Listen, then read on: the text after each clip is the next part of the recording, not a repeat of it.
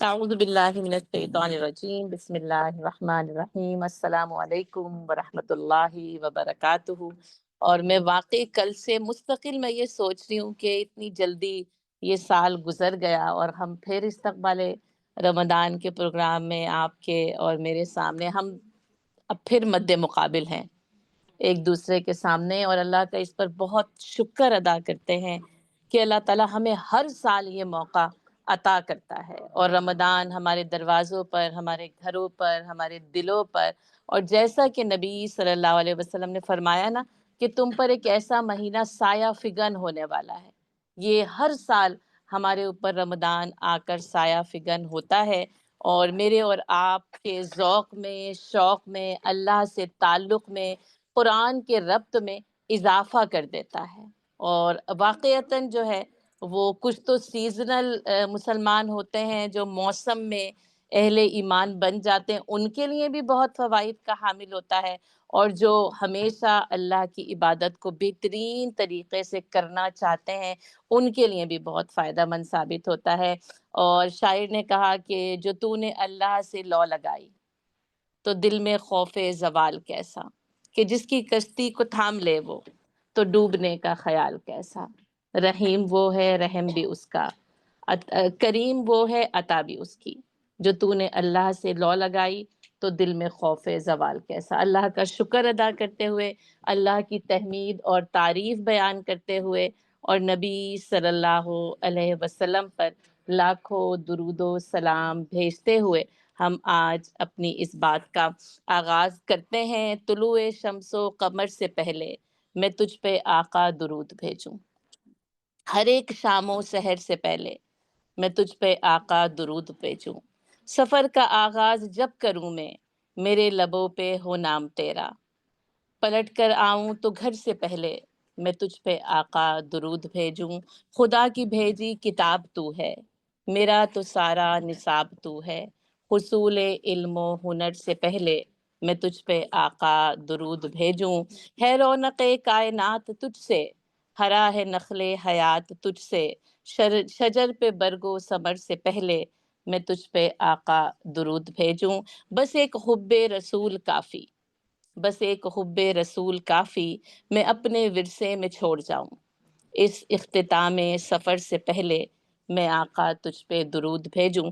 جیسا کہ آپ کو ابھی ہماری فرزانہ بجی نے بتایا کہ آج جو ہم نے اپنے پروگرام کا جو یعنی مضمون، ٹاپک، عنوان رکھا ہے وہ تھوڑا سا پچھلے استقبال رمضان کے پروگرام سے ہٹ کر ہے۔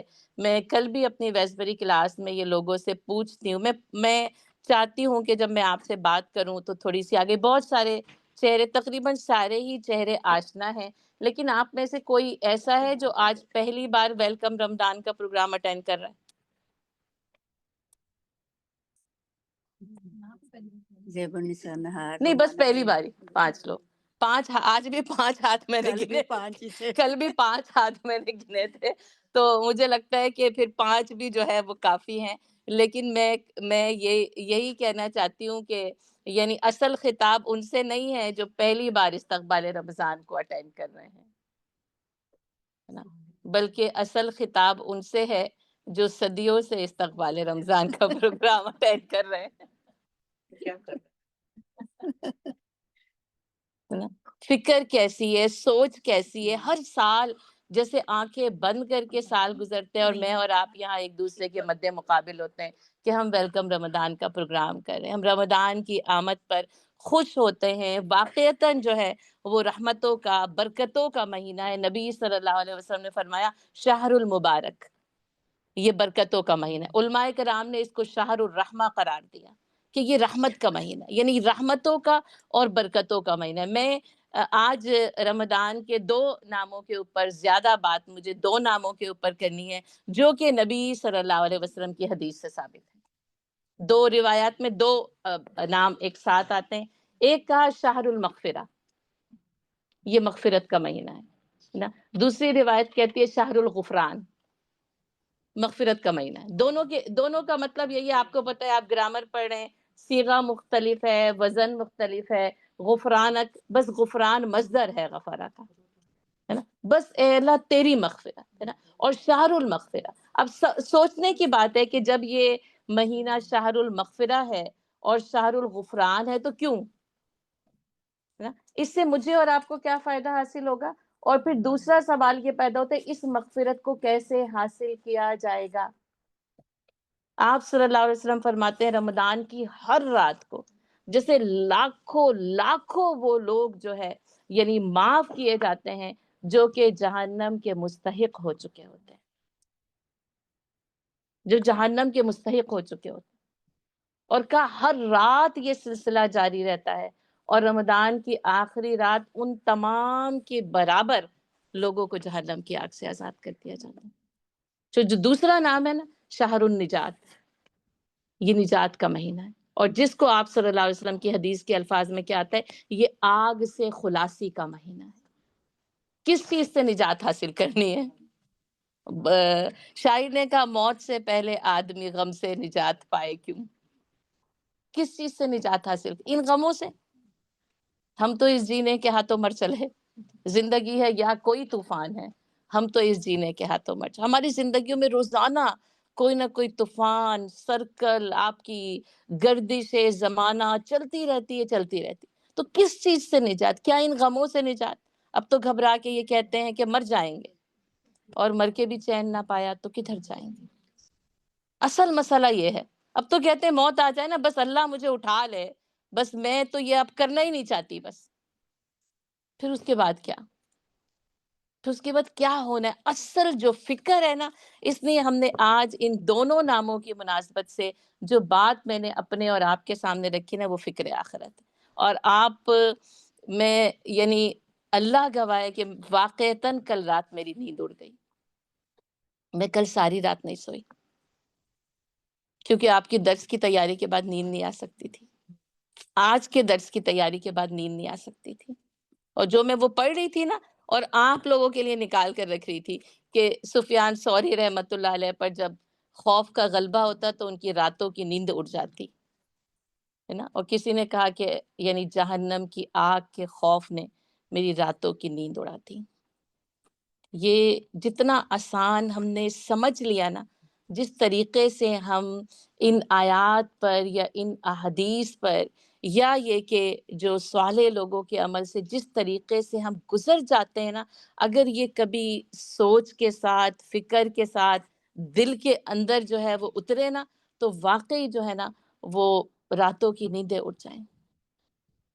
حسن بصری رحمت اللہ علیہ نے کہا نا کہ کیسے وہ شخص ہنس سکتا ہے جس کو یہ معلوم ہو کہ جہنم کی آگ بھڑکا دی گئی ہے اور طوق تیار کر دیے گئے ہیں.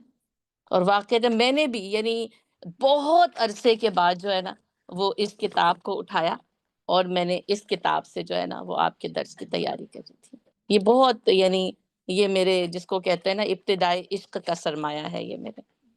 جب یہ کتاب نے واقعی جو ہے نا وہ جہنم کی آگ کی شدت اور اس کے عذاب کی ہولناکیت کو جو اس میں بیان ہے نا، یہ میں پوری آپ کے سامنے بیان نہیں کر سکتی، اور ایک درس میں تو ممکن ہی نہیں ہے.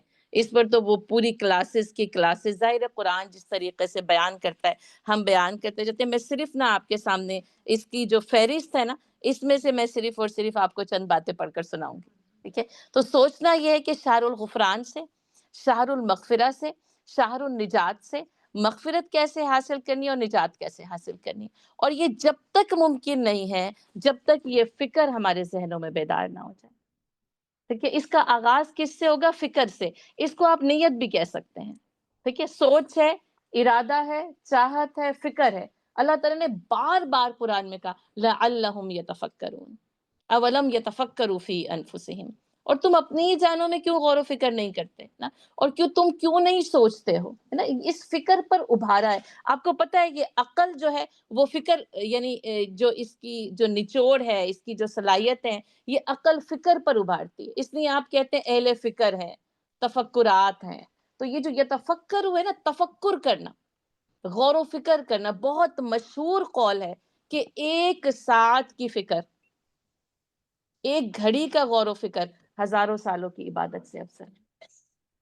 ہم نے فکر ہی کرنی چھوڑ دی. صرف عبادت کے ظاہر پر نا، اس لیے رمضان آتا ہے گزر جاتا ہے، گزرنے سے پہلے بھی ویسے ہی ہوتے ہیں، گزرنے کے بعد بھی ہم ویسے ہی ہوتے ہیں، کوئی نشانات نہیں چھوڑ کے جاتا وہ، کوئی آثار نہیں چھوڑ کے جاتا وہ، کیونکہ فکر کے ساتھ نہیں ہوتا ہے نا۔ سوچنے کی بات ہے نا، اتنی اس کی اہمیت قرآن بیان کرتا ہے، آپ صلی اللہ علیہ وسلم کی احادیث بیان کرتی ہیں، رسالوں کے رسالے جو ہے وہ رمضان کی اہمیت پر، فضیلت پر، اس کے اثرات پر لکھے گئے ہیں، لیکن کیوں یہ رمضان ہماری زندگیوں میں تبدیلی لے کر نہیں آتا؟ کیونکہ فکر سے آغاز نہیں ہوتا، ٹھیک ہے؟ تو سب سے پہلے اس کا ایک کیا پوائنٹ ہے؟ فکر کرنی۔ اب کس چیز کی کرنی سکا؟ کہ آخرت کی فکر۔ اس نے آج کا عنوان کیا؟ فکر آخرت، ٹھیک ہے؟ اور آخرت کے بارے میں ہم ابھی سورۃ البقرہ کا پہلا رکوع ہمارے برہان کورس میں چل رہا، اس کے وہ الفاظ ہی نا کافی ہیں، ابتدا بہت شاندار کی ہے اللہ تعالیٰ، وَبِالْآخِرَةِ هُمْ يُوقِنُونَ، یقین کے ساتھ۔ تو آخرت پر یقین،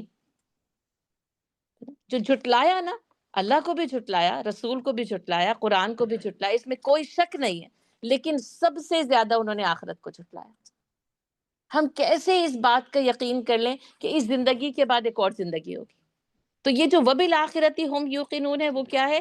کہ بعث بعد الموت۔ یہ میں نے آپ کو کلاس میں بھی بتا دیا، آج پھر یہ جس کو کہتے ہیں عوامی سطح پر یہ بات، کہ اس بات پر یقین کرنا اس موت کے بعد دوبارہ اٹھایا جائے۔ آپ دیکھیں، موت پر یقین کرنا، ایک تو حق کے ساتھ موت پہ یقین کرنا، لیکن اس کے لیے اگر آپ دیکھیں نا، پوری دنیا کے افق پر اگر نظر اٹھائیں تو موت کے یقین پر کسی کو کوئی شکوک و شبہات نہیں ہے، نہ کوئی اختلاف ہے، نہ موت سے انکار ہے، کر ہی نہیں سکتے۔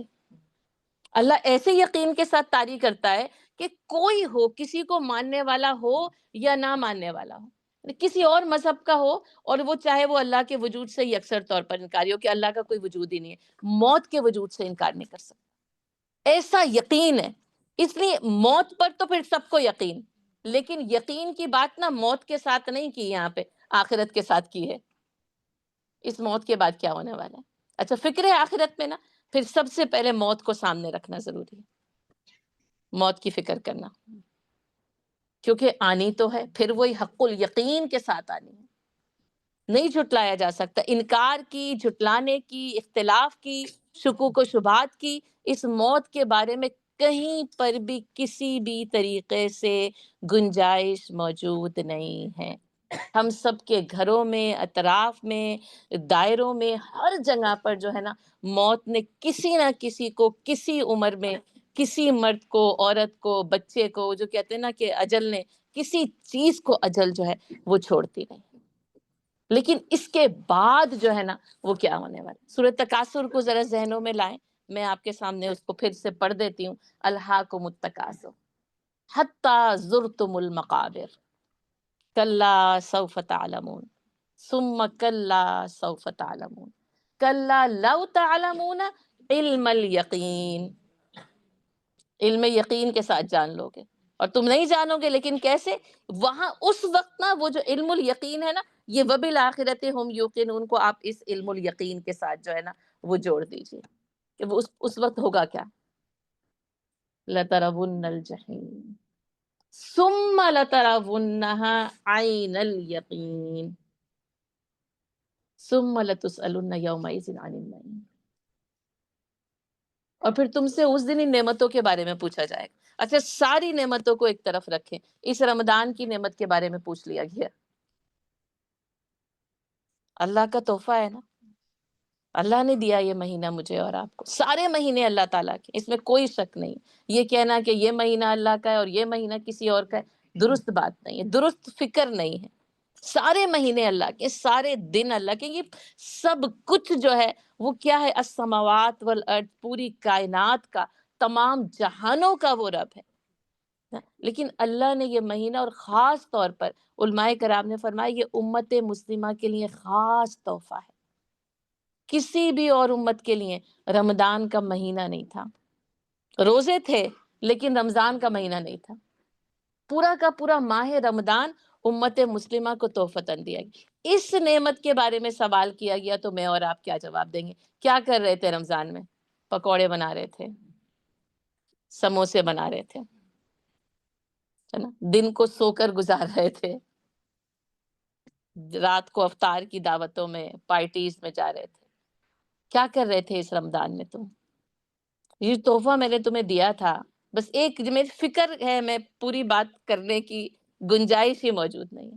تو جب فکر کرنی ہے اور اللہ کہہ رہا ہے ثم لتسألن یومئذ عن النعیم، اس دن تم سے ان نعمتوں کے بارے میں پوچھا جائے گا. تو ہم کیونکہ ابھی اس نعمت رمضان، اور ابھی تو میں قرآن کے اوپر آئی ہی نہیں ہوں، کیونکہ رمضان کی ساری فضیلتیں، ساری برکتیں، ساری عظمتیں اس قرآن عظیم کی وجہ سے ہیں، اس مبارک کتاب کی وجہ سے ہیں، اس کتاب ہدایت کی وجہ سے. دوسرا سوال، اس قرآن کی نعمت کے ساتھ کیا کیا تھا تم نے، کیسے استعمال کیا تھا؟ اور خاص طور پر نا ان لوگوں کے لیے جو میں بار بار یہ سوچتی ہوں اپنے بارے میں بھی، ہم جیسے صدیوں سے قرآن کے درس و تدریس میں شریک ہوتے ہیں، خاص طور پر یہ سوال ان لوگوں سے زیادہ اہم ہے. ان 5 سوالوں کو بھی یاد کر لیں. ابن آدم کے قدم اس وقت تک قیامت میں زمین سے ہل نہیں سکتے جب تک کہ وہ 5 سوالوں کا جواب نہ دے.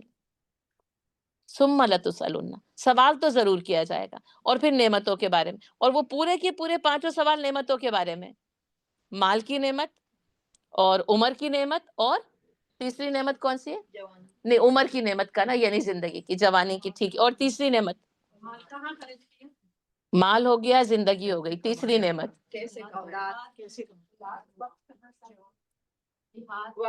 نب، اس کا مطلب ہے حدیث یاد نہیں ہے. علم کے بارے میں، علم کے بارے میں تیسرا جواب علم کے بارے میں ہے. تم نے جو علم حاصل کیا تھا اس پر کیسے، کس حد تک علم کیا، یہ 3 چیزوں کے بارے میں 5 سوال ہے. وہ آپ کی بات بالکل صحیح ہے، عمر پہ پھر جوانی آ گئی، زندگی آ گئی، مال کیسے کمایا، مال کیسے خرچ کیا. 4 سوال ہو گئے. 5واں سوال کیا ہے؟ نہیں، جو علم حاصل کیا تھا اس پر کس حد تک عمل کیا. یہ علم و عمل کا سوال ہے نا. جاہل سے تو ایک ہی سوال ہے نا کہ حاصل کیوں نہیں کیا تھا، اور شاید وہ تو بچ جائے کیونکہ اس نے حاصل نہیں کیا تھا، کیونکہ اس کے پاس علم تھا ہی نہیں کہ جس کی روشنی میں وہ اپنی زندگی کو سنوارتا. لیکن جو حاصل کرتے ہیں ان کی جو ہے نا، جن کے رتبے ہیں سوا ان کی، سوا مشکل ہے، ان کے لیے زیادہ مشکل ہے.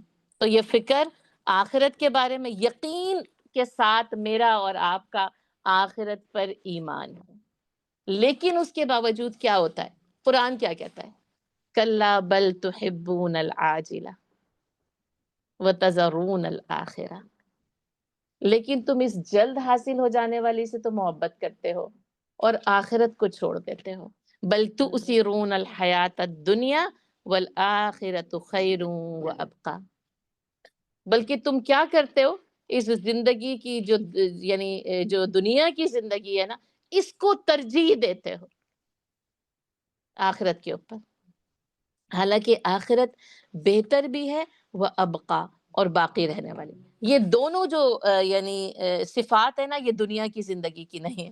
اس میں خیر اور شر، اچھائی برائی، دکھ اور سکھ. اور آخرت کے لیے کا خیر، سرتا سر خیر، ٹھیک ہے، اور وہ ابقا، باقی رہنے والے. اس دنیا کی زندگی میں یہ صفت نہیں پائی جاتی، اس میں ابقا نہیں ہے، باقی نہیں ہے. اس نے کہا نا، یہ جب آخرت پہ یقین آئے گا نا تو دنیا کی بے ثباتی پر یقین لازم ہے. اس سے پہلے عارضی ہے، فانی ہے، فنا ہو جانے والے. کل من علیہا فان، ہر چیز جو ہے نا وہ فنا ہو جائے گی، کوئی چیز بھی جو ہے وہ باقی نہیں رہے گی. یہ جس سے کہا کہ یہ دنیا فانی ہے. اچھا، اس بات کو جاننے کے باوجود ہم نے اس دنیا میں اتنا دل لگایا ہے کہ یہ فانی ہے، اس کے باوجود ہمیں لگتا ہے کہ ہم آنکھیں بند کریں گے نہیں. واقعتاً یہ نہیں نا، یہ محاورہ نہیں ہے، یہ مصرع نہیں ہے، سامان 100 برس کا پل کی خبر نہیں. یہ نا ہماری زندگیوں کی حقیقت ہے. ہمارے پاس اتنا ہم نے سامان جمع کیا، آرام سے 100 برس گزر سکتے ہیں اس کے اندر.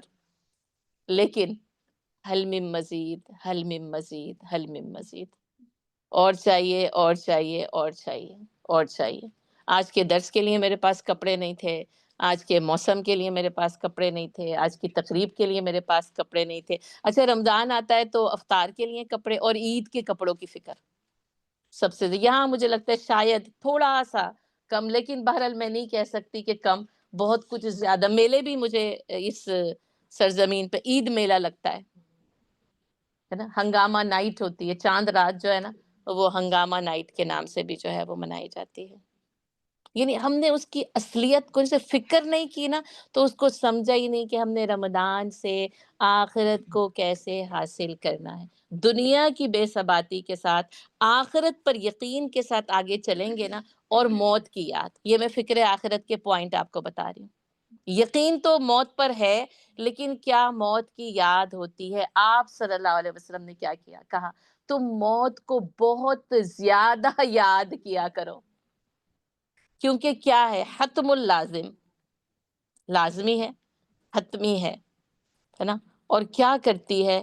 ہاضم اللذات، تمام لذات کو ختم کر دینے والی ہے۔ کل نفس ذائقۃ الموت، ہے نا۔ یہ جو ذائقۃ الموت ہے نا، اگر اس کو سمجھیں گے نا تو پتہ چلے گا کہ دنیا کے سارے ذائقے ختم، صرف موت کا ذائقہ۔ اور آپ دیکھیں ہمیں ہمیں اور میں ہمیشہ کہتی ہوں اپنے لیے بھی، میں بھی بہت ذائقوں کی، بہت جس کو کہتا ہے نا مطلب اپنی ایکسٹریم پہ جا کے شوقین ہوں، اور آپ سب، اور برے صغیر پاک و ہند کے رہنے والے سارے کے سارے، ون ٹو آل۔ کوئی ایک آدھ ہوگا جو بیچارہ بچا ہوگا اپنی سادگی کے ساتھ، کو اس کو اتنا کوئی مسئلہ نہیں۔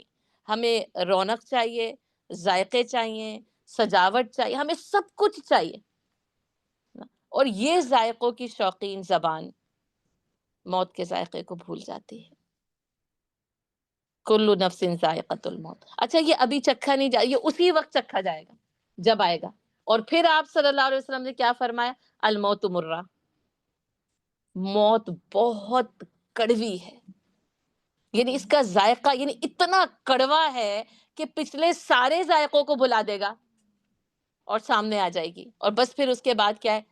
آنکھ بند۔ تو یہ موت کی یاد نہ فکر آخرت کے لیے، ٹھیک ہے؟ یعنی فکر آخرت، اس کے اوپر یقین، دنیا کی بے ثباتی کا احساس، اور موت کی یاد۔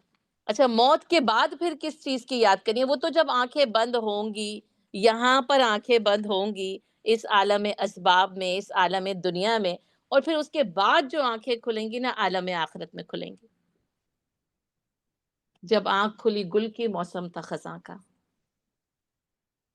اس وقت کیا ہوگا جب آنکھیں کھلیں گی؟ اس وقت کیا ہوگا؟ آج تو آنکھیں کھلتی ہیں نا تو وہ بند ہونے کا نام نہیں لیتی، محلات ہیں، رنگینیاں ہیں، روشنیاں ہیں، رانائی ہے، دلکشی ہے، ایسی وہ مقناطیسی کشش ہے نا کہ جو ہمیں یہاں سے ہلنے ہی نہیں دیتی۔ لیکن ان سب کے باوجود جب موت طاری ہوگی، آنکھیں بند، سارے ذائقے بھول کر آپ عالم آخرت میں جو ہے نا وہ جو کہا نا کہ موت کیا ہے؟ عالم مانا کا ایک سفر۔ یہ کیا ہے؟ ہر چیز سے اس دنیا کی زندگی سے کنارہ کشی کر کے آخرت میں آنکھیں کھول لینا۔ اچھا وہ آخرت میں وہ جو پہلی والی آنکھ کھل رہی ہے نا، وہ کہاں پر کھل رہی ہے؟ حتیٰ زرتم المقابر، قبروں میں کھل رہی ہے۔ اور آپ واقعی اگر آپ سچی فکر کے ساتھ رات کو قبر کو یاد کر لیں تو اس رات بھی نیند نہیں آ سکتی، اس رات بھی نیند نہیں آ سکتی۔ کبھی یاد کرتے ہیں اپنی قبر کو کیسی ہوگی؟ یہاں پہ ذرا سی روشنی کم ہے نا تو مشکل لگ رہا ہے، مجھے پتا ہے اس کی وجہ سے، اس لیے میں خاموش ہو گئی، ورنہ میں کہتی لائٹ جلا دی جائے۔ آپ اندھیرے میں نہیں رہ سکتے، آپ تنگی میں گھٹے، ہو سکتا ہے اتنا بڑا یہ ہال ہے، کسی کو یہاں بھی سانس کی تنگی کی کیفیت پیدا ہو سکتی۔ ہمارا یعنی ہماری جس کو کہتے ہیں نا نازکی کا یہ عالم ہے، ڈرتے ہیں، ہے نا، تنگی سے ڈرتے ہیں، اندھیرے سے ڈرتے ہیں۔ اچھا کچھ لوگ تنہائی سے بہت گھبراتے ہیں، تنہا نہیں رہ سکتے، ان کو کوئی نہ کوئی جو ہے نا وہ ساتھ میں چاہیے ہوتا ہے۔ پھر ظاہر ہے پورا ایک اللہ تعالیٰ نے تو عالم اسباب میں پورا یہ جو سوشل سرکل ہے میرا اور آپ کا بنایا ہی ہے، اس میں کوئی حرج تو نہیں، لیکن یہ کہ اس میں تنہائی اندھیرا، تاریکی، گھٹن، آپ صلی اللہ علیہ وسلم نے فرمایا قبر ہر روز یہ کہتی ہے میں اندھیرے کا گھر ہوں، میں تنہائی کا گھر ہوں، میں کیڑوں کا گھر ہوں۔ اور کیڑوں سے، مٹی سے تھوڑا سا میں پورا ہفتہ نا مجھے ہر روز الرجی کا اٹیک ہوا ہے، آپ کو پتا، مٹی کی وجہ سے، ڈسٹ کی وجہ سے۔ پاؤں مٹی پہ لگ جائے نا، آپ فوراً کیا کرتے ہیں؟ صاف کرنے پاؤں۔ کچھ لوگ تو کریز ہوتا ہے کہ گھر میں ایک ذرا سی بھی جو ہے نا وہ ڈسٹ کا ذرہ بھی نہیں، میرے قدموں پہ کوئی گرد نہیں لگنی چاہیے۔ اور وہاں پر کون سا ماربل، کون سا سنگ مرمر، کون سا گرینٹ، کون کیا چیز ہوگی، صرف نیچے سے بس مٹی ہی مٹی نکلتی ہے، بس مٹی ہی مٹی نکلتی ہے۔ اس قبر میں جانے کے بارے میں کبھی سوچے؟ حضرت عمر رضی اللہ تعالیٰ عنہ باقاعدہ طور پر نا قبر میں جا کر لیٹا کرتے تھے، باقاعدہ طور پر قبر میں جا کر لیٹا کرتے تھے، ہے نا۔ انہوں نے اپنی انگوٹھی پہ لکھوایا ہوا تھا کفا بالموت واعظا یا عمر، اے عمر موت تجھے نصیحت کرنے کے لیے کافی ہونی چاہیے۔ حضرت عثمان بن عفان رضی اللہ تعالیٰ عنہ کے سامنے جب قبر کا تذکرہ کیا جاتا تو وہ اتنا روتے کہ ان کی ریشیں مبارک تر ہو جاتی۔ لوگوں نے پوچھا کہ ہمارے سامنے بھی قبر کا تذکرہ ہوتا ہے، ہم پر تو کوئی اثر نہیں ہوتا۔ کہا میں نے رسول اللہ صلی اللہ علیہ وسلم کو فرماتے ہوئے سنا ہے کہ میں نے، یعنی نبی صلی اللہ علیہ وسلم نے، قبر سے زیادہ دہشت ناک منظر کوئی نہیں دیکھا۔ اور قبر آخرت کی منزلوں میں سے پہلی منزل ہے۔ سب سے پہلا جو وہ پڑاؤ ہے نا وہ اس قبر کے اندر ہے۔ اور کتنے ہم اگر قبرستان جاتے ہیں اور وہاں پر جا کر جو ہے وہ اس قبرستان کو یعنی آپ دیکھیں، اور واقعتاً جو ہے وہ اس برف کے عالم میں کبھی آپ قبرستان جا کر دیکھیں، اس برف پہ، اس سردی میں آپ اپنا پاؤں زمین پر نہیں رکھ سکتے ہیں۔ کیا اس قبر میں آج جس کو کہا نا آج میری کل تمہاری باری ہے، موت سے کس کو دستکاری ہے؟ آج تیری کل میری باری ہے۔ حضرت ابو ہریرہ رضی اللہ تعالیٰ عنہ سے ایک دفعہ جنازہ گزر رہا تھا تو لوگوں نے پوچھا کس کا جنازہ ہے؟ تو حضرت ابو ہریرہ رضی اللہ تعالیٰ عنہ نے اس پوچھنے والے شخص سے کہا تیرا جنازہ ہے۔ اب وہ تو ہل گیا نا، میں بھی ہل جاتی، آپ بھی ہل جاتے نا۔ تو حضرت ابو ہریرہ رضی اللہ تعالیٰ عنہ نے کہا اچھا اگر یہ تیرا نہیں تو میرا جنازہ ہے۔ اتنا یقین کے ساتھ نا وہ لوگ موت کو اور آخرت کو یاد کرتے تھے نا، اتنی ہمت نا کہ آپ یہ کہیں کہ یہ یعنی یہ میرا ہو سکتا ہے یا تیرا ہو سکتا ہے، کسی کا بھی ہو سکتا ہے۔ وہ کہنے کا مقصد تھا کہ یعنی وہ انسان چلا گیا، کل تیری اور پھر اس کے بعد میری باری تو آنی ہی آنی ہے۔ قبر کی یاد کو تازہ کریں، کس چیز سے؟ گناہوں سے مغفرت حاصل کرنی ہے اور نجات کا سفر طے کرنا ہے اس رمضان المبارک میں، یاد رکھیں۔ اس لیے آپ دیکھیں وہ جو دعائیں ایک بہت کثرت کے ساتھ ہمیں یہ روایت ملتی ہے نا کہ اس کا پہلا حصہ رحمت ہے، درمیانی حصہ مغفرت ہے، تیسرا حصہ جو ہے وہ نجات ہے، جیسے اس کو 10-10 کر کے جو ہے وہ ڈیوائیڈ بھی کیا ہے۔ ٹھیک ہے، یہ میں نے یہ نہیں کہا آپ سے کہ یہ حدیث ہے، یاد رکھیے گا، میں نے کہا ایک بہت مشہور روایت ہمیں یہ ملتی ہے کہ اس کے 3 حصے تو رحمت، مغفرت اور نجات۔ رحمت سے مغفرت کا سفر، مغفرت سے نجات کا سفر۔ میں اپنے لیے اور آپ کے لیے یہ چاہتی ہوں کہ اس رمضان میں فکر آخرت حاوی ہو، کہ ہم اور پھر یہ کہ اس کی کامیابی کو کیسے حاصل کریں گے۔ قبر کی زندگی کو یاد کریں کہ وہ کیسی ہوگی، اس کے اندر روشنی کون سی والی لائٹس میں لگاؤں، کون سا شینڈلیئر جلاؤں گی۔ بڑے بڑے شینڈلیئر آپ سب نے ہم سب نے اپنے محلات میں لگائے ہوئے ہیں، پتہ نہیں کتنی کتنی ان کی قیمت ہے، پتہ نہیں کتنے سینکڑوں بلب اس کے اندر روشن ہوتے ہیں۔ قبر میں کون سی چیز روشنی کرے گی، کون سا شینڈلیئر ہم لے کر جائیں گے جو وہاں پر روشن، اس کی یعنی اس کی جو وہ ہیبت، جو گھبراہٹ، جو تنہائی ہے، وہ کیسے جو ہے وہ دور ہوگی۔ نبی صلی اللہ علیہ وسلم نے فرمایا قبر ہر شخص کو بھیجے گی۔ اس سے کسی کو استثناء نہیں قرار دیا گیا، مستثنا نہیں قرار دیا، یہ کوئی گرامر کا استثنائی قاعدہ نہیں ہے۔ کہا قبر ہر ایک کو بھیجے گی، اور کسی کو ایسے بھیجے گی کہ اس کی یہ داہنی پسلیاں بائیں پسلیوں میں گھس جائیں گی، ہے نا؟ اور کبھی اس کا بھیجنا ایسے ہوگا جیسے ماں کا اپنے بچے کو محبت سے گلے لگا لینا ہوتا ہے۔ کاش اللہ ہمیں ان لوگوں میں شامل کرے۔ لیکن وہ آپ یہ دیکھیں کہ وہ ظاہر ہے اگر ماں لگاتی ہے محبت سے، کبھی وہ بچے کا سینہ گھٹ بھی تو سکتا ہے نا کہ اماں مجھے چھوڑیں اب اس وقت آپ، نا؟ اور زمین جو ہے نا وہ بھیجے گی۔ بہت مشہور واقعہ ہے نا حضرت سعد بن معاذ رضی اللہ تعالیٰ عنہ کی شہادت کا۔ آپ صلی اللہ علیہ وسلم نے فرمایا کہ سعد بن معاذ کی موت سے عرش رحمان ہل گیا۔ آپ صلی اللہ علیہ وسلم نے فرمایا، آپ صلی اللہ علیہ وسلم ان کے جنازے میں پنجوں کے بل چل رہے تھے، اور جب صحابہ کرام نے پوچھا تو کہا کہ 70,000 آسمانی فرشتوں نے اتر کر سعد بن معاذ کی نماز جنازہ پڑھی۔ آپ سوچیں کیا مقام ہے حضرت سعد بن معاذ رضی اللہ تعالیٰ عنہ کا۔ وہی مقام ہے انصار مدینہ میں جو مہاجرین مکہ میں حضرت ابوبکر صدیق رضی اللہ تعالیٰ عنہ۔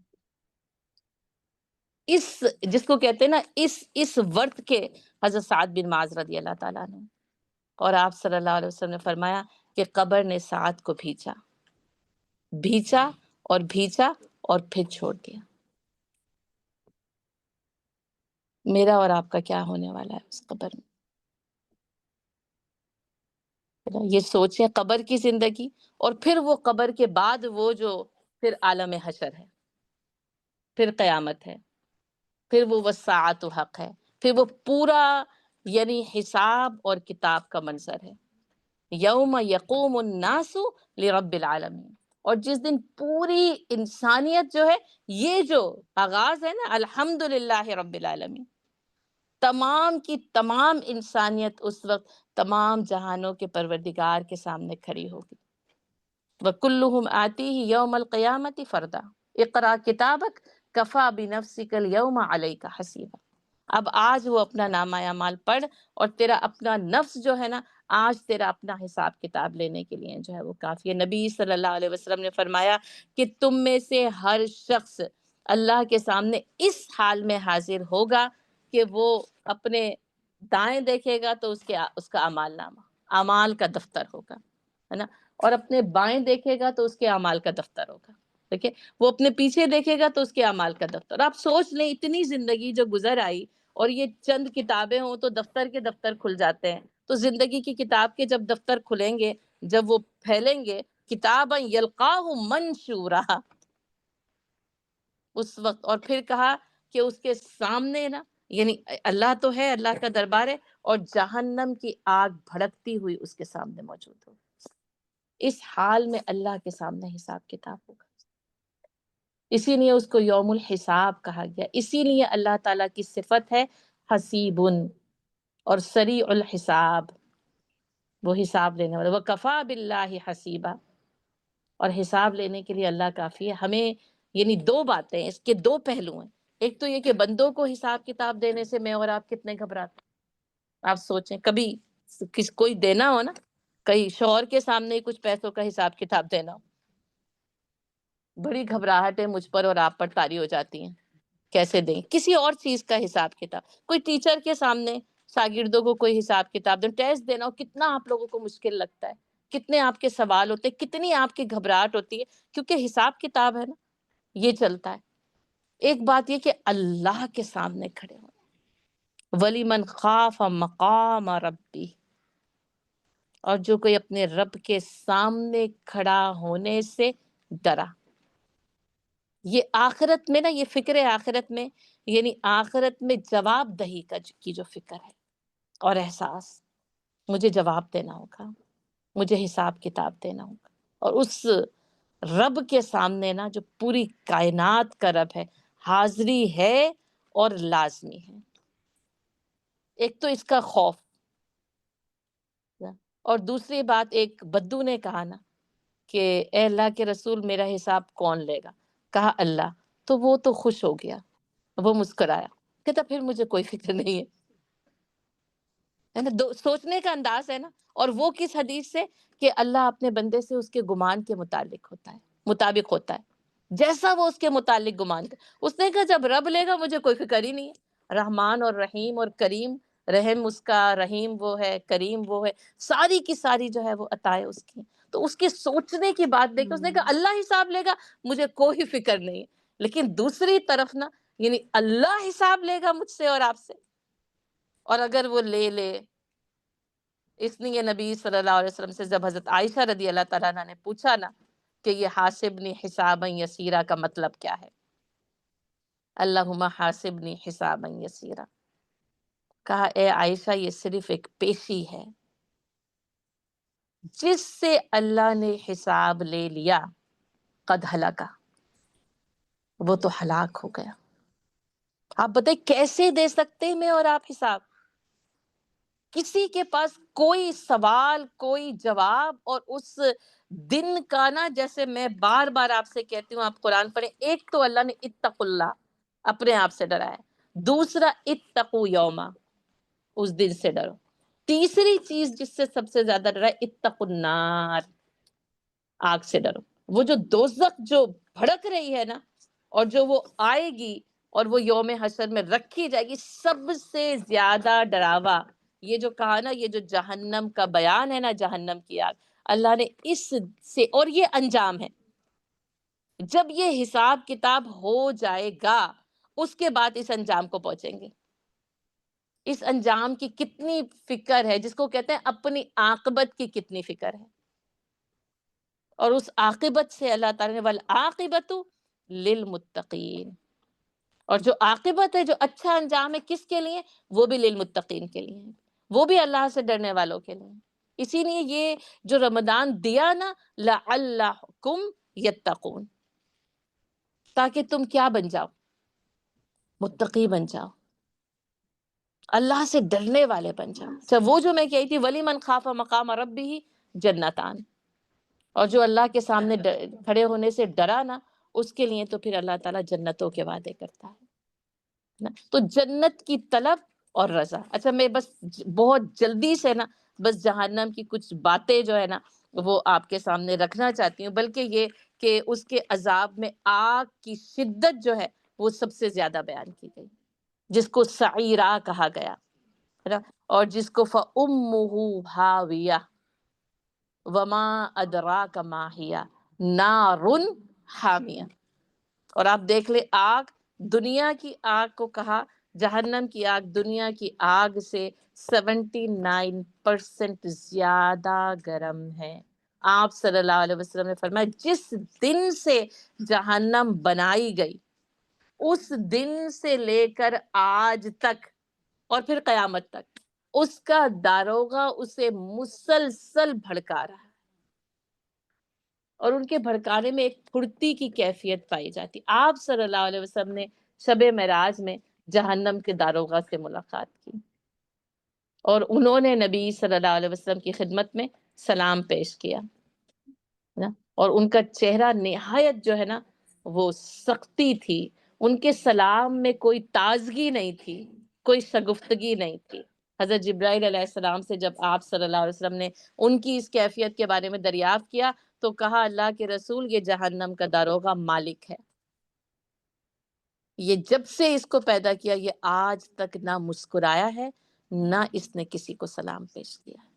آپ واحد ہستی ہیں جس کے لیے جہنم کے داروغہ کی طرف سے سلامتی کا پیغام آیا ہے. کیونکہ وہ جو جس آگ کو وہ دیکھ رہے ہیں، آپ سوچیں اس کو دیکھنے کے بعد کس کے مزاج میں تازگی اور شگفتگی پیدا ہو سکتی ہے. حضرت جبرائیل علیہ السلام جا کر دیکھ کر آئے تو انہوں نے کہا اے اللہ کے رسول، یہ ایسی یعنی اللہ ایسی جہنم کی آگ، اس میں اور اس کا جو راستہ ہے وہ اتنا آسان اور خواہشات نفس سے گھیر دیا گیا، اس میں تو کوئی جائے بغیر نہیں رہے گا. اور جنت اتنی خوبصورت جس کی ہر کوئی تمنا کرے، لیکن اس کے راستے کو اتنا پرپیج اور مشکل بنا دیا، یعنی آسان مشکل بنا دیا گیا کہ کوئی اس میں جا ہی نہیں سکتا ہے. اور جہنم کے راستے کو آسان کر دیا گیا، جو کہتے ہیں نا وہ اسموتھ فلیٹ آپ کا ہائی وے، جس میں بس آپ اسپیڈ پکڑتے ہیں اور آپ جا کر اپنی منزل مقصود کو پہنچاتے ہیں. تو جہنم کو نا وہ حب الشہوات سے، خواہشات نفس سے جو ہے نا گھیر دیا گیا، اور اس کے اندر اللہ تعالیٰ نے دے دی ہے زینت، اور وہ زینت جو ہے وہ لے کر جاتی ہے اس طرح. تو جہنم کے آگ کی ہولناکیاں، اس کے علاوہ جہنم میں اور بھی مختلف قسم کے کئی عذاب ہیں، یعنی صرف آگ نہیں بلکہ اس آگ کے ساتھ منسلک جو عذاب ہے، جس میں جہنمیوں کے جسموں کی جسامت کا بڑھ جانا، جس میں وہ نا یعنی ہلنے کے بھی قابل نہیں رہیں گے نا. زنجیریں بھی آگ کی، بیڑیاں بھی آگ کی، جس کو کہتے ہیں دیواریں بھی آگ کی، چھت بھی جو ہے نا وہ آگ کی، اور فرش بھی آگ کا، ساری کی ساری چیزیں جو ہے نا وہ اس میں آگ کی ہیں. اور اس آگ کے متعلق قرآن کیا کہتا ہے؟ نار اللہ الموقدہ، اللہ کی بھڑکائی ہوئی آگ ہے، التی تطلع علی الافئدہ، جو کہ دلوں کو چاٹ جائے گی. کیونکہ یہ دل ہے جس کی وجہ سے لوگ اس کی طرف کا سفر جو ہے وہ طے کریں. کیونکہ دل چاہتا ہے نا، دل تمنا کرتا ہے، اور پھر اعضائے جسمانی ان تمناؤں کی تکمیل کے اندر جو ہے وہ لگتا ہے. اس نے کہا کہ وہ جا کر نا اس افئدہ کو جا کر جو ہے وہ چاٹ جائے گی. تو اس دل کو نا، ہم نے اس دل کو اللہ کی رضا پہ ڈالنا ہے. اس دل سے جب ڈر پیدا ہوگا نا، تو جب جو ہے نا وہ بچنے کی فکر جو ہے وہ پیدا ہوگی. میں اب اس کے آگے بس یہ بتانا چاہتی ہوں کہ جو انجام ہے نا، جب وہ انجام یعنی مقدر ہو جائے گا، تو اس انجام کے مقدر ہونے کی وجوہات کیا کیا ہوں گی. ٹھیک ہے، ایک تو یہ کہ کافرین کے لیے اعدت للکافرین، ہمیں پتہ ہے کہ یہ کافرین کے لیے تیار کی گئی. مشرکین فی ناری جہنم، وہ آگ کی بھڑکتی ہوئی آگ میں، تو ظاہر سی بات ہے کہ وہ ہوں گے. ان کے اوپر تو یہ کہہ دیا گیا کہ جنت کو حرام کر دیا گیا ہے اللہ تعالیٰ ہے نا. اور منافقین، ان المنافقین فی الدرک الاسفل من النار، وہ تو پھر جہنم کے سب سے نچلے طبقے میں ہوں گے. ٹھیک ہے، اس کے علاوہ فاسقین کے لیے یعنی نافرمانوں کے لیے یہ بات کہی گئی ہے. ایک استثنائی قاعدہ بس مومنین کے لیے یہ بتایا گیا کہ وہ بعض گناہوں کی سزا بھگت کر ان کو جہنم سے نکال کر جو ہے وہ جنت میں ڈالا جائے گا. ٹھیک ہے، یعنی یہ والا قاعدہ وہاں پر موجود. اچھا، کون سے گناہوں کی سزا میں جہنم ملتی ہے؟ ایک ہے زکوٰۃ ادا نہ کرنا، جس میں وہ جہنم کے نا زہریلے اور وہ جو گنجے سانپ سے ڈرایا گیا ہے، جس کو کہا گیا وہ اس کی گردن کا طوق بن جائے گا. ٹھیک ہے، اور وہ اس کی پیشانی کے دونوں یہاں پہ ڈسے گا اور کہے گا ہاذا مالک ہاذا کنزک، یہ ہے تیرا وہ مال، یہ ہے وہ تیرا خزانہ جس کی تو نے زکوٰۃ ادا نہیں کی. دوسرا کہا گیا وہ سونا اور چاندی، وہ خزانہ جس کی زکوٰۃ ادا نہیں کی گئی، ان کی تختیاں بنا کر نا، آج وہ تختیاں جمع کی جاتی ہیں نا، پائل اپ کی جاتی ہیں نا، اس کی تختیاں بنا کر ان کے پہلوؤں، پشت اور پیٹھ کو ان تختیوں سے داغا جائے گا، اسی سونے اور چاندی سے جس کی جو ہے نا وہ زکوٰۃ نہیں دی گئی تھی. پہلوؤں، پیٹھ اور پیشانی کا ذکر آ رہا ہے، اس سے جو ہے وہ داغا جائے. میں کہتی ہوں کہ یہ کنگن آپ نے پہنے ہو نا، تو روٹیاں پکانا آپ کے لیے مشکل بن جاتا ہے. آپ اگر 2 لوگوں سے زیادہ پکانی ہو تو اتارنا پڑتی ہے. یہ اس سونے کا تو دنیا کی زندگی میں تو یہ حال ہے، اور وہاں پہ اس کو وہ پگھلایا جائے، تختیہ کتنی اس کی، یعنی یوں سوچیں اگر اس وقت بھی سونے کو پکایا جا رہا ہو، تو ابالا جا رہا ہو اس کے کھوٹ دور کرنے کے لیے، ابالا تو جاتا ہے، اسی کو تو فتن کہتے ہیں. تو کوئی ہم تصور نہیں کر سکتے کہ اس کے اوپر کوئی ہاتھ رکھنے کی نا یعنی جرت بھی کر سکتا ہے، یا اس کے بارے میں جو ہے وہ سوچ بھی سکتا ہے. اچھا، جن جانوروں کی زکوٰۃ ادا نہ کی جائے گی، ان جانوروں کے سموں سے ان لوگوں کو روندا جائے گا. وہ جانور ان کے اوپر سے گزریں گے، پھر واپس آئیں گے، پھر گزریں گے، پھر گزریں گے، پھر گزریں گے، یعنی ان کو ان جانوروں کے پیروں سے کچلا جاتا رہے گا، کیونکہ جانوروں کی بھی زکوٰۃ ہے، اور پھر جیسے سونے اور چاندی کے ڈھیر کی بھی عذاب. ٹھیک ہے، جو لوگ روزہ نہیں رکھتے، روزہ خوروں کو دوزخ میں الٹا لٹکا کر ان کی بانچھوں کو چیر دیا جائے. اس نے یہ رمضان المبارک کے حوالے سے یہ دونوں چیزیں یعنی زکوٰۃ بھی اور ویسے تو ہر چیز ہی مجھے اور آپ کو جاننی چاہیے. ٹھیک ہے. اچھا، جو لوگ دو رخا پن اختیار کرتے ہیں ان کو آگ کی دو زبانیں ان کی زبانوں میں ڈالی جائیں. ایک روایت پہ ہے سب سے زیادہ عذاب جہنم میں دوغلا پن اختیار کرنے والے لوگوں کو ہوگا. سامنے کچھ پیچھے کچھ، کسی اور کے سامنے کچھ اور کسی اور کے سامنے کچھ. اور آپ یہ دیکھیں کہ کتنا زیادہ نا یہ دو رخا پن ہماری زندگیوں کے اندر موجود ہے. اس رمضان میں جو اپنی تربیت کرنی ہے نا، آپ دیکھیں، یعنی یہی کہ ظاہر دن میں روزے فرض کیے گئے، اور یہ نا فرض یعنی فرضی روزہ نہ رکھنے والے ہیں، یاد رکھیے، کیونکہ رمضان کے روزے فرض کیے ہیں نا اللہ تعالیٰ نے، جو کہ وہ رکھو تو بہتر ہے. ہاں، مریض اور مسافر کو رخصت دی گئی، لیکن فعدتم من ایام اخر، وہ بعد میں ان کی گنتی پوری کریں گے. اور عورتوں کے لیے میں خاص طور پر، جس کو کہتے ہیں نا مقصد، میں اپنی بات میں ضرور اس بات کو سامنے رکھتی ہوں کہ آپ سب جو کہ اس مریض کے ضمن میں جو عورتیں شرعی عذر کی وجہ سے آتی ہیں، حاملہ ہونے کی وجہ سے، بچوں کو دودھ پلانے کی وجہ سے، نفاس کی جو ہے وہ مدت ہو سکتی ہے، اور پھر ایوری منتھ جو عورتوں کا سائیکل، جتنے روزے ہم نے نہیں رکھے فعدتم من ایام اخر، بعد میں ان کی گنتی پوری کرنی ہے. یاد رکھے، اب تک جس نے بھی پورے نہیں کیے، چاہے وہ پچھلے رمضان کے ہوں یا پچھلی پوری زندگی کے ہوں، پلیز حساب کتاب لگا لیجئے، جتنا بھی یاد آتا ہے رف اسٹیٹمنٹ لگا لیجئے نا. اور نوافل کے ذریعے ان کی، یعنی کہ نوافل روزوں میں جو روزے ہمیں رکھنے ہوتے ہیں نا، ان میں ان کی گنتی کو پوری کر لیں. خاص طور پر رکھ لیں، میں نے اپنے چھوٹے ہوئے روزوں کی قضا کرنی ہے. حضرت عائشہ رضی اللہ تعالیٰ عنہ کہتی تھی ہمیں نماز کی قضا کرنے کا حکم نہیں دیا جاتا تھا، لیکن ہمیں ہمارے یہ جو روزے جو ہم نہیں رکھتے تھے، ایک تو روزہ نہ رکھنے کا حکم دیا گیا اس میں، اور پھر بعد میں اس کو پورا کرنے کا حکم دیا گیا ہے. یاد رکھیے. اور ایک بات میں علماء کرام کی آپ کو یہ بتا دوں، انہوں نے یہ بھی لکھا ہے اگر کسی عورت نے ایک رمضان سے دوسرے رمضان تک ان روزوں کی قضا پوری نہیں کی، تو اب اس کو اس رمضان کے بعد اس کی قضا بھی ادا کرنی پڑے گی اور کفارہ بھی ادا کرنا پڑے گا، یعنی فدیہ بھی دینا پڑے گا. کیونکہ اب نا اس نے، جس کو آپ کہتے ہیں نا نیگلیجنس ہو گئی ہے، اب غفلت ہو گئی ہے.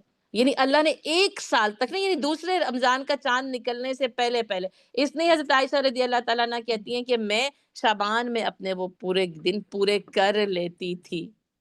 جب پیر اور جمعرات کا روزہ رکھیں، میں نے تو ایسا ہی کیا ہے، آسانی ہو جاتی ہے نا آپ کو اس کا، وہ والی بھی ایک کہ میں پیر اور جمعرات کا روزہ رکھوں، اور جو بھی میں نے حساب کتاب لگا کے الحمدللہ ڈن. جس کے لیے بھی جتنے بھی رہ گئے، اور اگر پھر آپ نہیں رکھنے کی قدرت رکھتے، فدیہ ضرور ادا کر دیجیے گا لازمی طور پر.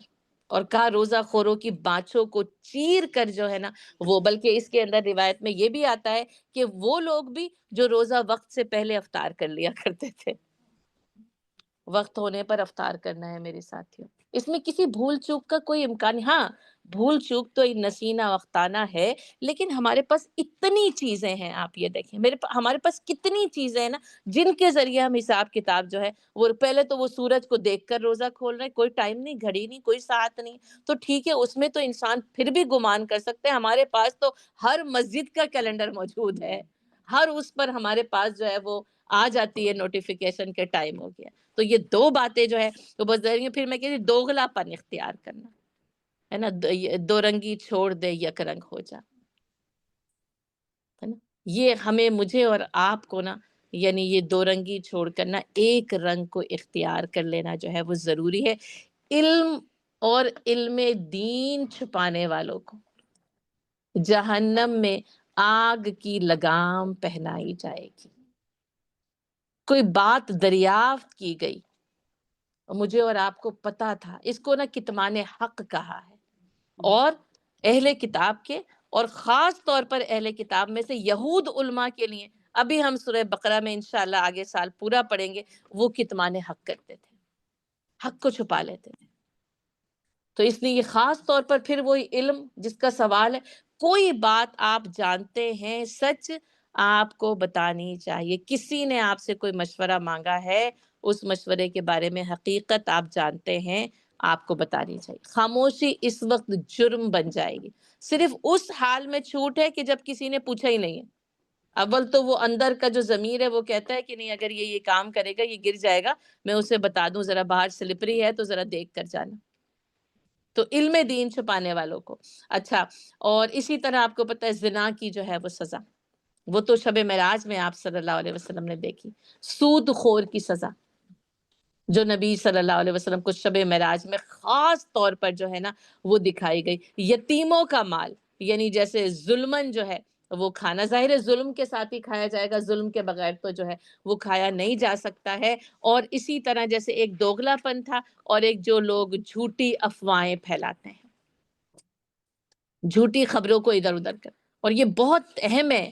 آج کل تو بس میسج فارورڈنگ ہے اور پتہ ہی نہیں ہے اس میں سچ کتنا ہے اور حق کتنا ہے. بس میں نے تو، میرے پاس جیسے آیا تھا میں نے اس کو ویسے ہی جو ہے نا وہ آگے جو ہے نا وہ فارورڈ کر دیا تھا. کسی کی موت پر رونے پیٹنے نوحہ کرنے والی عورتوں کو ایک تو وہ جنت کی خوشبو بھی نہ سونگھیں گی، ہے نا. اور کہا گیا کہ ان کو قیامت کے روز، یا مرد، ٹھیک ہے، عورت یا مرد، لیکن عورتیں خاص طور پر کیوں کہ وہ کرتی تھی. اہل عرب میں باقاعدہ ایسی عورتوں کا پروفیشن ہوتا تھا، پروفیشنل تھی، ان کو باقاعدہ طور پر بلایا جاتا تھا. اس گھر کے باہر ایک اور ٹینٹ لگا دیا جاتا تھا جس کو عزا، جس کو ہم کہتے ہیں نا عزا داری، کہ وہ باقاعدہ آ کر نوحہ اور مار پیٹ کریں. یہ دور جاہلیت کی ساری رسومات تھیں، جو جنازوں کے ساتھ آگ کا جانا، روتے پیٹتی جو ہے وہ عورتوں کا جانا. اور اسی لیے منع بھی کیا گیا کیونکہ ذرا نرمی ہے، جذباتیت ہے، تو گو کہ وہ یہ کام وہاں پر کرنے کے سارے راستوں کو منع کر دیا گیا کہ جنازے کے ساتھ عورتوں کا جانا ہی ممنوع قرار دیا گیا. ٹھیک ہے، چاہے وہ پھر مرد ہو یا پھر عورت ہو. ٹھیک ہے. اور قرآن یاد کر کے بھلا دینے کی سزا جہنم میں ملے گی. اور آپ کو پتہ ہے پھر بے نمازی کی سزا جو ہے وہ، اور اس کے اندر مستقل جو ہے کہا ہے کہ پتھروں سے جو ہے وہ اس کے سر کو کچلا جانا ہے. خودکشی کرنے والا جہنم میں مسلسل جو ہے وہ، یعنی سزائیں جو ہے وہ اسی سزا کو پاتا رہے گا. اور نہ دوسروں کو تو عمل بالمعروف و نہی عن المنکر کرنا، لیکن خود عمل نہ کرنا. اس کی سزا کے طور پر جو ہے وہ اس کو جہنم میں جو ہے وہ، جو ہے نا مشہور حدیث کہ ایک آدمی لایا جائے گا اور اسے آگ میں ڈالا جائے گا، اور نہ اس آگ کی وجہ سے اس کے اندر کا سب کچھ نہ باہر آ جائے گا، اور پھر وہ ایسے گھومے گا جیسے گدھا چکی کے گرد گھومتا ہے. اور اس کو یہ سزا اس لیے دی گئی کہ وہ دوسروں کو تو نصیحتیں کرتا تھا اور وہ خود اس پر عمل نہیں کرتا. اور آپ دیکھیں یہ کتنا عام ہے اس جگہ بیٹھنے والوں کے لیے بھی اور عام طور پر بھی. دوسروں کی نمازوں کی فکر ہمیں رہتی ہے، اپنے بچوں کی بھی ہو جائے گی، اپنے شوہر کی، دوسروں کی اچھائیوں کی فکر ہو جائے گی، اپنی اچھائیوں کی فکر نہیں ہوتی ہے نا. اور جو کچھ کہتے ہیں ہم اس کے اوپر خود جو ہے وہ عمل نہیں کر رہے ہوتے. شراب پینے والا، آپ کو پتہ ہے یہ سارے گناہ جو کبائر ہیں وہ اسی لیے کبائر ہیں کہ ان کی سزا جو ہے وہ جہنم میں ملے گی. تو ایک تو آپ شراب پینا لکھ لیں، سود لکھ لیں، زانی سمجھ لیں، اور اس کے بعد آپ لکھ لیں کبائر گناہ کرنے والوں کے لیے جہنم میں جو ہے وہ سزا جو ہے وہ ملے گی. اور غیبت کرنے والے لوہے کے تانبوں کے ناخن بنا دیے جائیں گے.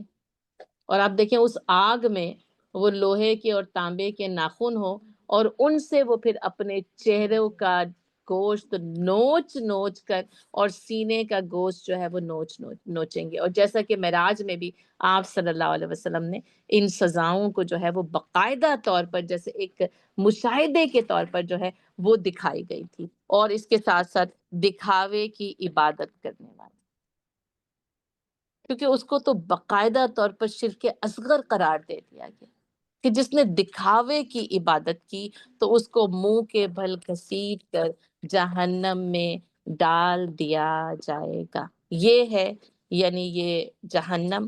اور اس میں جو لوگ جائے، اچھا جہنم میں نبی صلی اللہ علیہ وسلم نے عورتوں کی اکثریت دیکھی. ٹھیک ہے، جہنم میں نبی صلی اللہ علیہ وسلم نے مالدار لوگوں کی اکثریت دیکھی. کہا تعیس عبد الدینار و درہم، دینار اور درہم کا بندہ کیا ہوا؟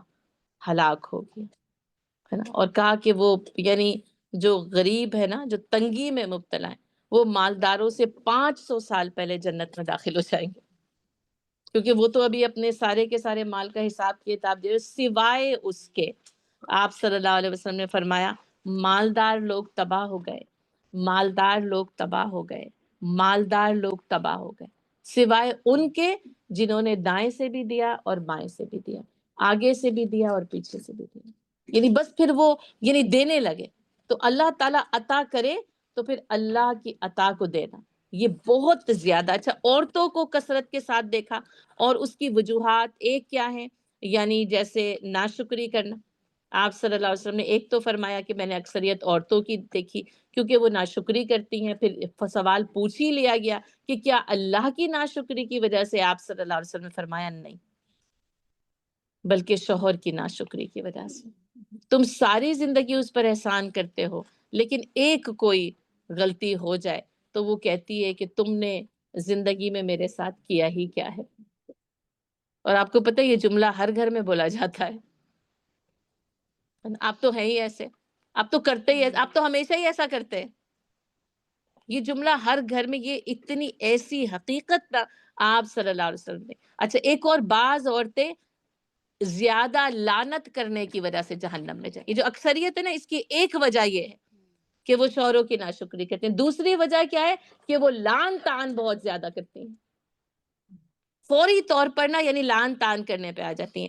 اچھا اور کچھ عورتیں بے پردگی کی وجہ سے جہنم میں داخل ہوں گی، جس کو کہا کہ نا کاسیاتی، آریاتی، ممیلاتی، نا کہ وہ باریک تنگ اور نیم اوریا لباس پہننے کی وجہ سے جہنم میں جائیں گی، اور وہ جو کہ دوسرے مردوں کو اپنی طرف مائل کرتی ہیں، یہ عورتیں نہ جنت میں جائیں گی، نہ جنت کی خوشبو سونگھ سکیں گی، حالانکہ جنت کی خوشبو جو ہے وہ طویل مسافت سے آتی ہے نا۔ اس لیے عورتوں کی یہ اہمیت اس لیے کہ میں اور آپ یہاں پر موجود ہیں، تو ہم یہ دیکھیں کہ یہ سارے گناہ اجتماعی طور پر، اور پھر صرف عورتوں کے، کہ کہیں ہم ان گناہوں میں ہماری زندگیوں میں، جس کو کہنا کہ کتنا ہے، اس رمضان کو نا اپنے محاسبے کا رمضان بنائیں۔ میں اور آپ اس فکر کے ساتھ نا، اس فکر آخرت کے ساتھ اس رمضان کا ایک ایک لمحہ جو ہے نا وہ گزاریں، کہ ہم اس آگ سے ڈرتے ہوئے اور اس آگ سے بچتے ہوئے، ٹھیک ہے۔ اچھا اس آگ کے جو بالمقابل ہے نا، وہ خوشخبریاں بہت زیادہ ہیں، اللہ کی رضا ہے اور جنت ہے، تو پھر مجھے لگتا ہے اس کا بیان جو ہے وہ پھر ہم آگے کسی اور موقع کے اوپر کریں، لیکن اچھا یہ سارا کا سارا جو ابھی بیان ہوا نا، اس کو قرآن کہتا ہے یہ انذار ہے، یہ ڈراوا ہے، بھیجا ہی گیا۔ اللہ تعالیٰ کہتے ہیں تبارک الذی نزل الفرقان علی عبدہ لیکون للعالمین نذیرا، اور ہم نے یہ فرقان قرآن اپنے بندے پر اس لیے نازل کی تاکہ وہ تمام عالمین کے لیے ڈراوا بن جائے، ہے نا۔ اور انا ارسلناک شاہدا و مبشرا و نذیرا، شاہد بنا کر، گواہ بنا کر، مبشر بنا کر اور نذیر بنا کر جو ہے وہ بھیجا گیا۔ تو یہ نا آپ صلی اللہ علیہ وسلم کی وہی تو بشیری تو نذیری، نذیر کہیے، بشیر کہیے، انہیں سراج منیر کہیے، تو یہ انذار ہے۔ اور آپ صلی اللہ علیہ وسلم نے خود اور قرآن نے یہ گواہی دی ہے فَأَنذَرْتُكُمْ نَارًا تَلَظَّىٰ، اور میں نے تمہیں اس بھڑکتی ہوئی آگ سے خبردار کر دیا ہے۔ اور نبی صلی اللہ علیہ وسلم کا ایک عمل جو ہے وہ صحابہ کرام نے روایت کیا ہے کہ ایک بار نبی صلی اللہ علیہ وسلم منبر پر کھڑے ہوئے اور آپ صلی اللہ علیہ وسلم نے فرمایا لوگوں میں نے تمہیں آگ سے خبردار کر دیا ہے، لوگوں میں نے تمہیں آگ سے خبردار کر دیا ہے، لوگوں میں نے تمہیں آگ سے خبردار کر دیا۔ اور آپ صلی اللہ علیہ وسلم یہ جملہ مستقل کہتے جا رہے تھے، یہاں تک کہ آپ کی چادر مبارک جو بہت مشہور ہے نا نبی صلی اللہ علیہ وسلم کی کملی کے حوالے سے، یہاں تک کہ آپ صلی اللہ علیہ وسلم کی چادر مبارک آپ کے کندھوں سے نیچے گری اور آپ صلی اللہ علیہ وسلم کے قدموں میں گر گئی۔ یہ انداز تھا آپ صلی اللہ علیہ وسلم کا ڈرانے کا۔ اور آپ صلی اللہ علیہ وسلم نے فرمایا اتقوا النار ولو بشق تمرہ، اور آگ سے بچو چاہے کھجور کا ایک ٹکڑا ہی دے کر کیوں نہ ہو۔ آپ کو پتہ ہے نا یہ کس واقعے کی وجہ سے ہے؟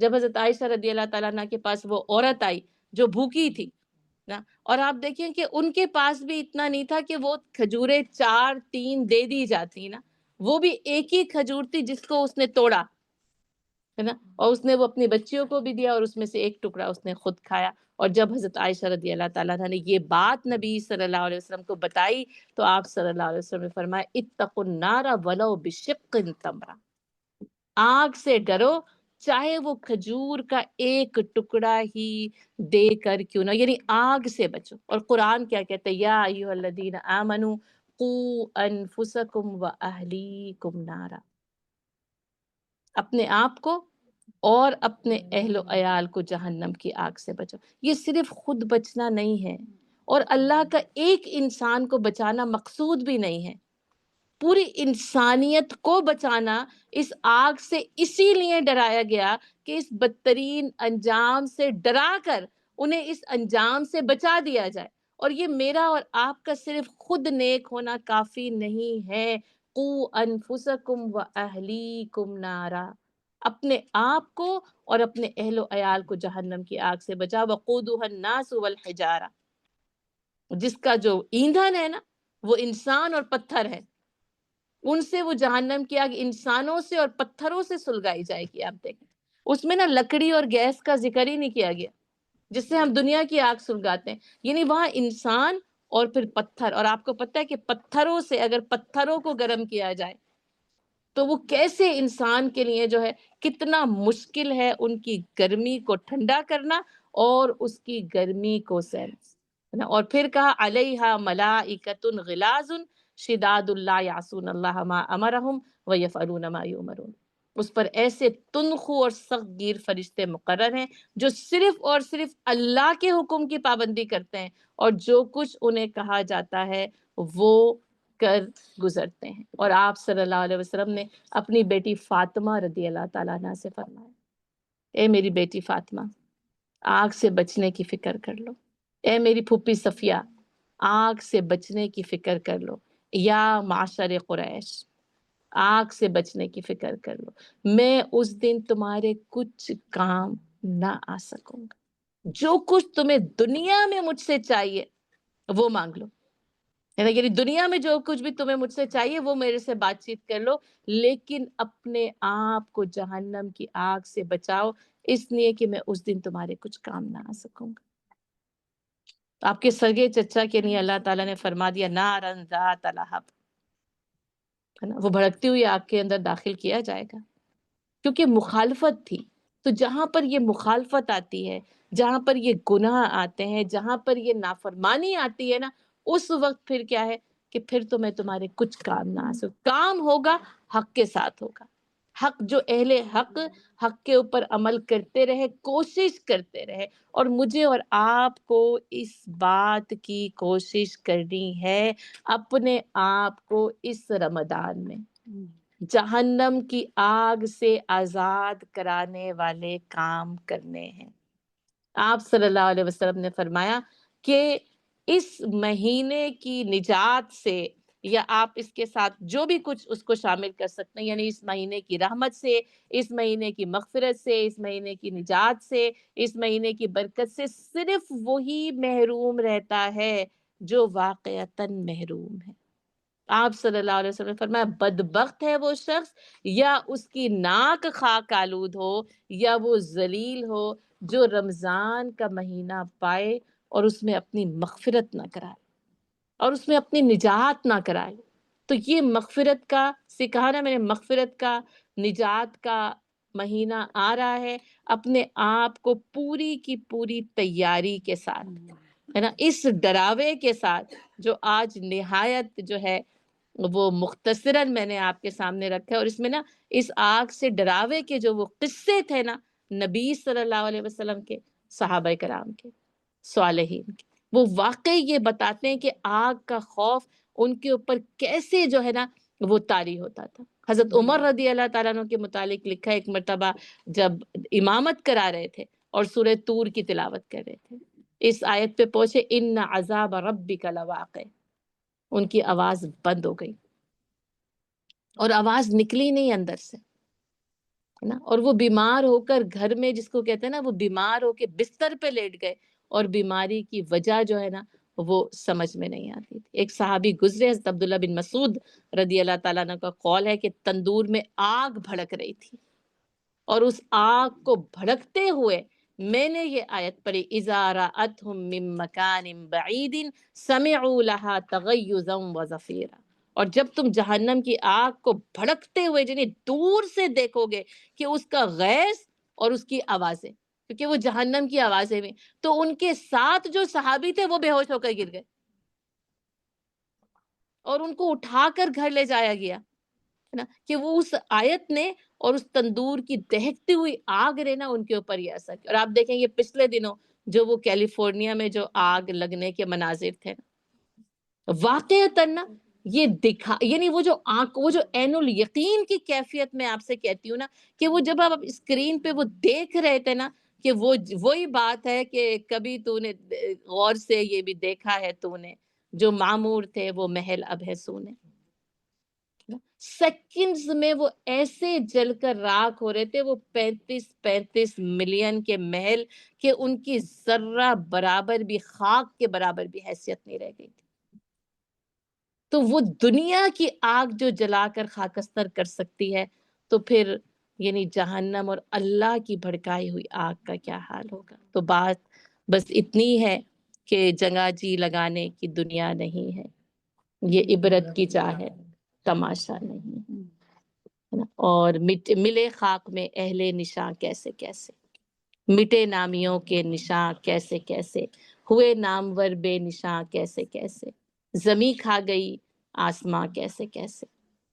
جگہ جی لگانے کی دنیا نہیں ہے، یہ عبرت کی جا ہے، تماشا نہیں ہے فکر تجھ کو یہی رہوں سب سے اعلیٰ، ہو زینت نرالی ہو فیشن نرالا، جیا کرتا ہے کیا یوں ہی مرنے والا، تجھے حسن ظاہر نے دھوکے میں ڈالا، جیا کرتا ہے کیا یوں ہی مرنے والا.